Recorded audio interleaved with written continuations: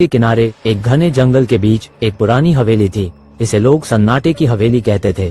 कोई इसे देखने की हिम्मत नहीं करता था, खासकर रात के समय। कहते थे कि वहाँ भूत नहीं बल्कि खुद हवेली जिंदा थी। उसके झरोखों से रात में हल्की रोशनी दिखती, जबकि वहाँ कोई नहीं रहता था। जो भी पास से गुजरता उसे महसूस होता कि खिड़कियों के पीछे से कोई उन्हें घूर रहा है।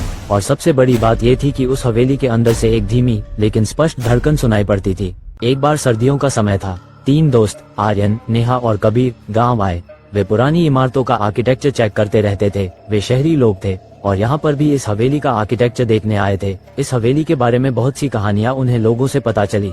उन्होंने लोगों की बातों पर ध्यान नहीं दिया और इस हवेली की कहानियों को महज अंधविश्वास माना। गांव के बुजुर्गों ने उन्हें चेतावनी दी, लेकिन उन्होंने किसी की बातों पर विश्वास नहीं किया।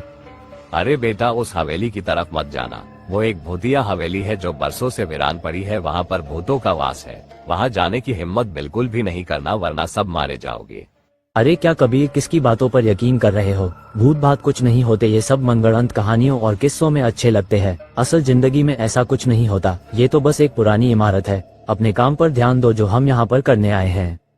अगली रात तीनों ने जंगल के रास्ते से हवेली की ओर बढ़ने का फैसला किया। हवेली के करीब आते ही ठंडी हवाओं से शरीर में कंपन सी पैदा हो रही थी। पेड़ों की शाखाएं मानो आगे बढ़ने से रोक रही थी। जैसे ही उन्होंने हवेली का मुख्य गेट पार किया,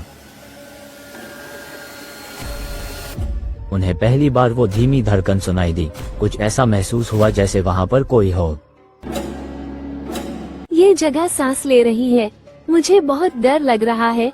मैं इससे आगे नहीं जा पाऊंगी। मैं अब भी तुम्हें कह रही हूँ, चलो यहाँ से। यहाँ पर ज्यादा देर तक रुकना ठीक नहीं है। नेहा, तुम बेवजह डर रही हो। ऐसा कुछ नहीं है। ये सुनसान जगह है, रात का समय है, इसलिए ऐसा लग रहा है। हवेली का मुख्य दरवाजा खौफनाक तरीके से खुलता है। अंदर का अंधेरा उन्हें अपनी ओर खींच रहा था।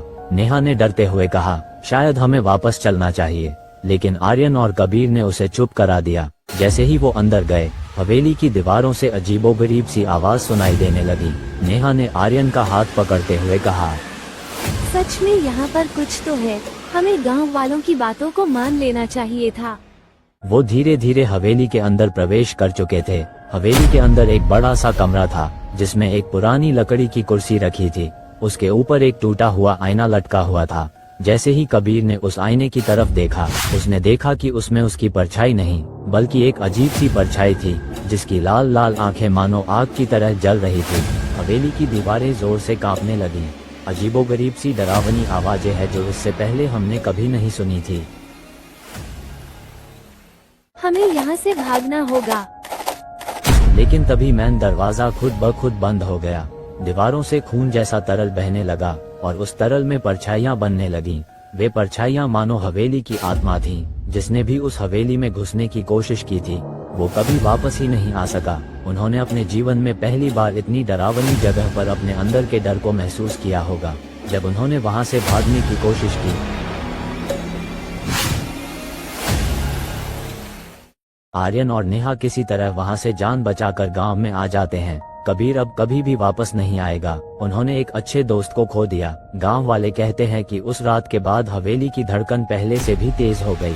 हवेली की दीवारों में कबीर की चीखें आज भी गूंजती हैं। तो दोस्तों, ये कहानी आपको कैसी लगी? अगर अच्छी लगी हो तो वीडियो को लाइक और चैनल को सब्सक्राइब जरूर कर ले। ऐसे ही हॉरर कहानी हम आपके लिए लेकर आते रहेंगे।